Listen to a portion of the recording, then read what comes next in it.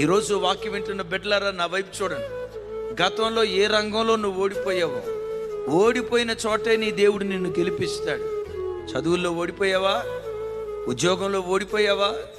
ఆత్మీయ జీవితంలో ఓడిపోయావా? వ్యాపారంలో ఓడిపోయావా? ఆర్థిక విషయాల్లో ఓడిపోయావా? ఏ రంగంలో ఓడిపోయావో నాకు తెలియదు.